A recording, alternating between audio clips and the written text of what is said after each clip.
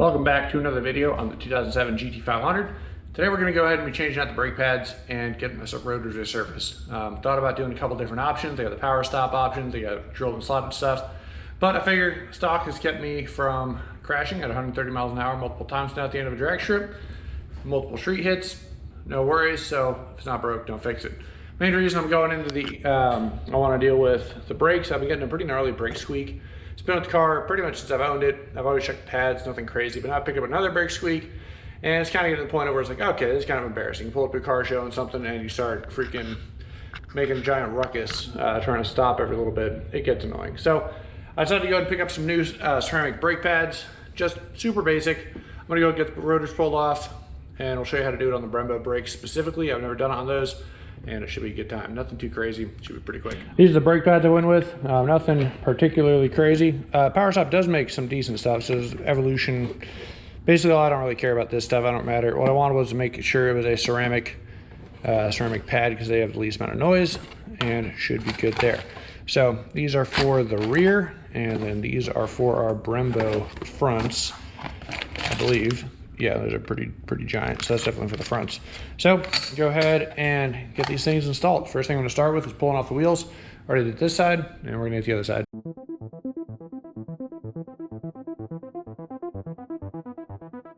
All right, so this is our Brembo caliper right here. Pretty big girl right there. I think it's a 4-piston if I'm not mistaken.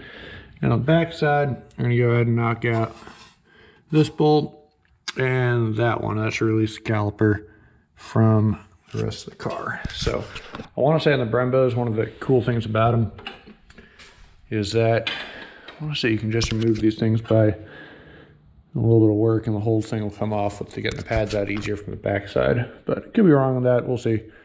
Anyway, let's go ahead and knock that out real quick and get our caliper free.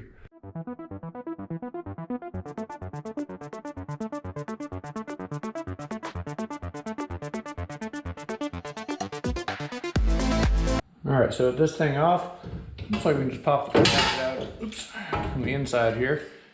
So try not to mess anything up. It should just, maybe not. Let's see now. Okay, so there is a pin that's holding them in back here. All right, so with those two little pins that are retaining the brake pads in, I'm gonna fashion myself a quick little homemade punch from a nail. We're just gonna go ahead and knock out these 2 pins real quick. Should be relatively straightforward.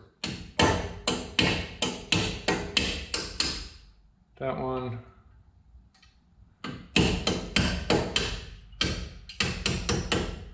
And got that one. It's pretty easy. And then you guys can see right here, once they're free, it should just pop out without any spring tension, but of course it's going to be difficult. Why would it be easy?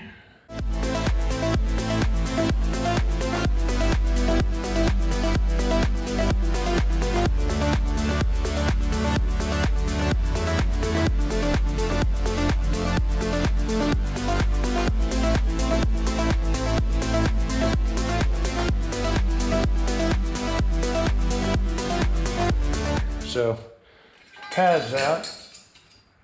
All we got to do is recompress the caliper, and so we can compress it on both ends, and should be a relatively easy day.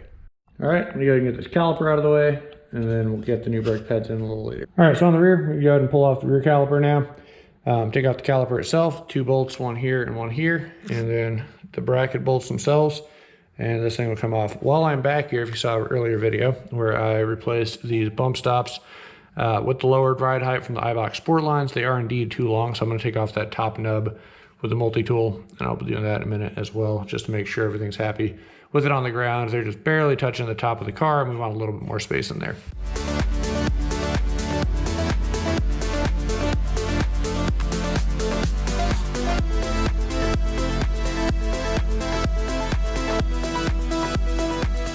All right, so both these pads also have plenty of life left, and yep, they look great. So definitely not needed, but I'm trying to get rid of the brake squeaking and annoyances, and they got a little bit of something going on.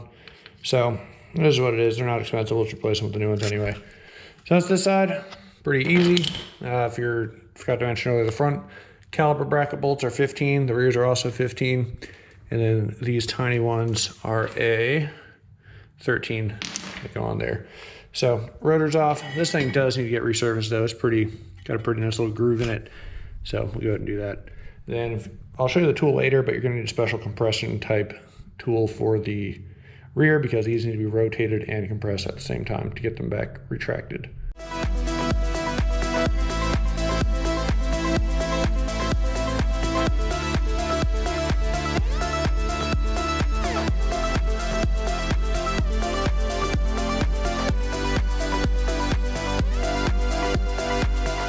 All right, way smoother, so easy day. All right, last one to remove, and then I'm just gonna use multi-tool real quick and trim off this top nub right here so that everything's nice and kosher. Let's go knock it out real quick.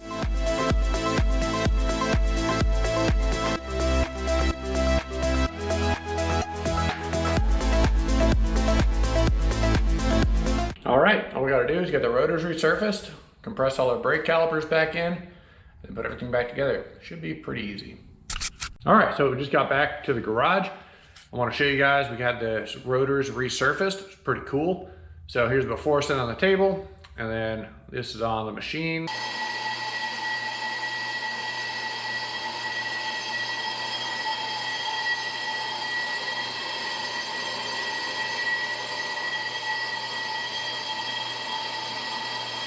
And then now we're back in the garage. So pretty sweet.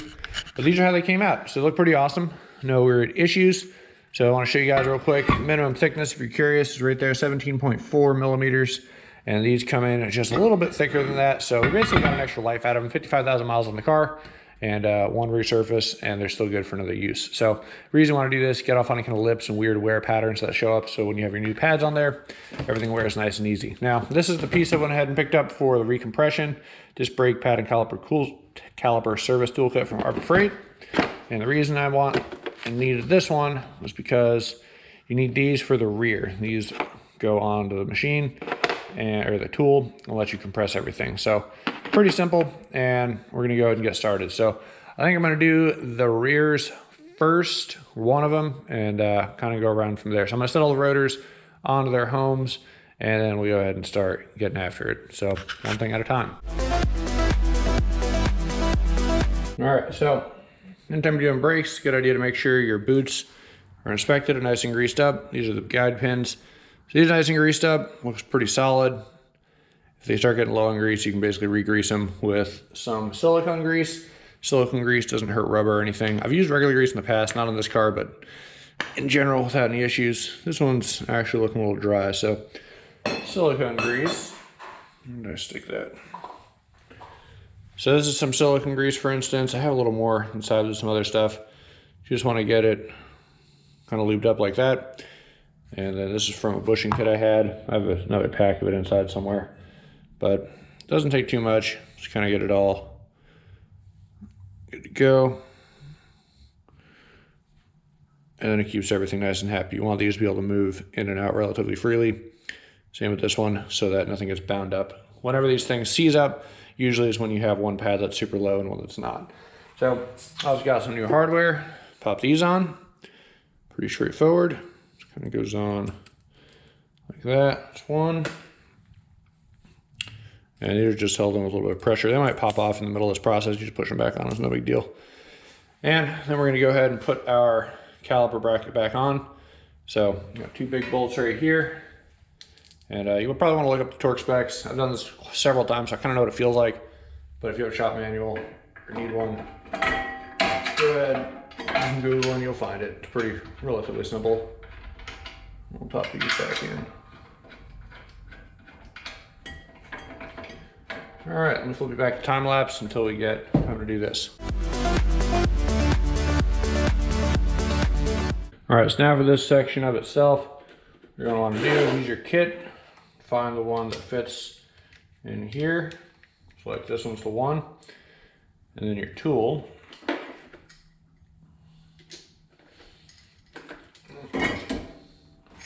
So you're gonna use your tool, set it in here, nice little magnet, and then this is gonna create some tension. Whoop. So Like I said, we're going to slide this over top, like so. And then we'll slide this on here. So all will make sense in a minute. Get it lined up.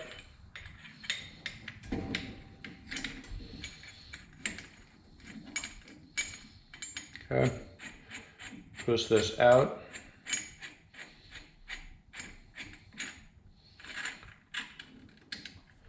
All right, so now that's nice and tight, we can start rotating it in.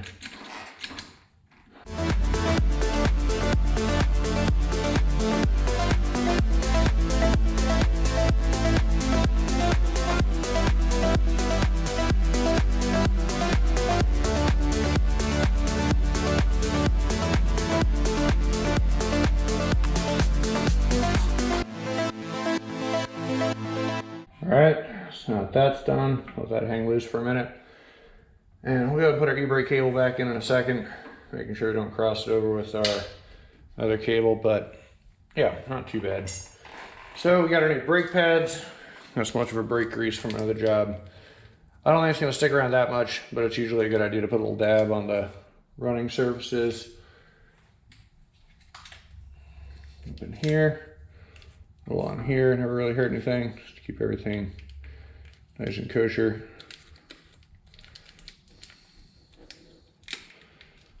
Try and keep things from binding up. Okay, we got our new pads, so check your orientation and should go right out. Well, these are not the right pad at all. Well, poop.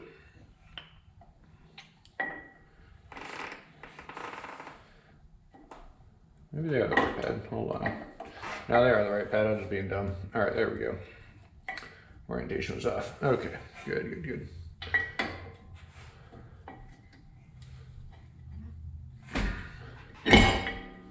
There we go. Okay, we'll take this guy, slide it on. Got our other bolt right here at the top. These things are going to be sprung. There's a flat edge on this, so make sure you line that up. And then there we go. Not too bad.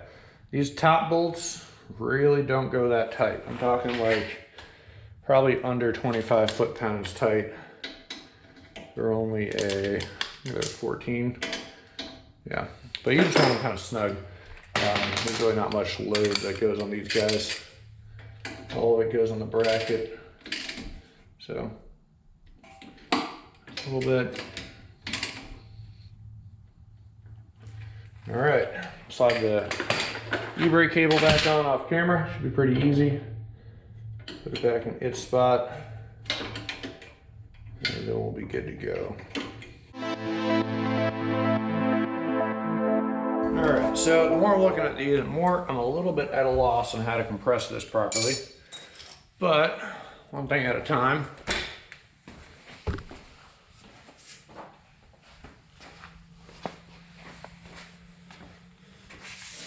But one thing at a time. I'm sure we'll figure it out momentarily. So, go ahead and slice off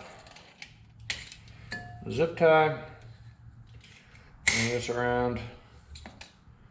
And let's see if we can figure this thing out.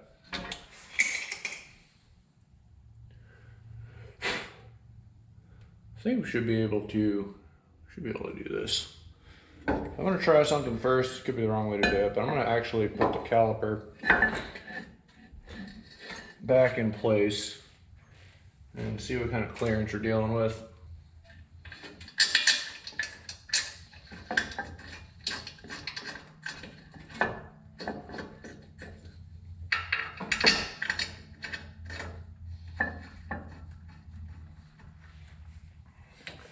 These guys are our pads. They should slide directly in.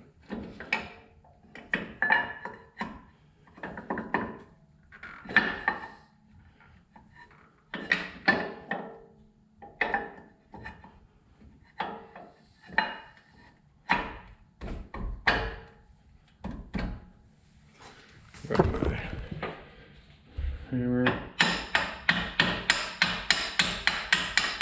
Slowly tapping these in.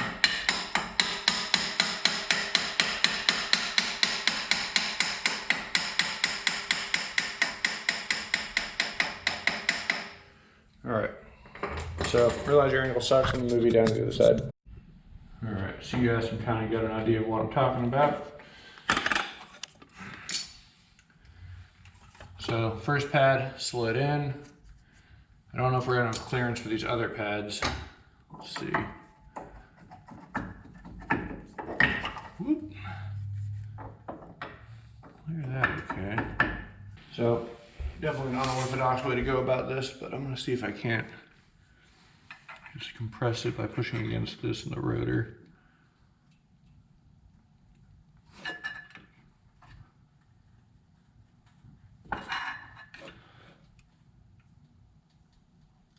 Looks like it worked.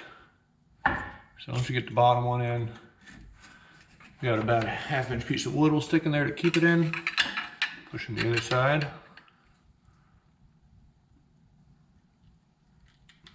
Oh yeah, that worked great. So got those recompressed. See if our new caliper or paddle slide in. Oh my gosh, super easy. So alrighty, and then we got 2 new pins. Well, that's not quite true. We got to slide in our spring bracket next. This guy.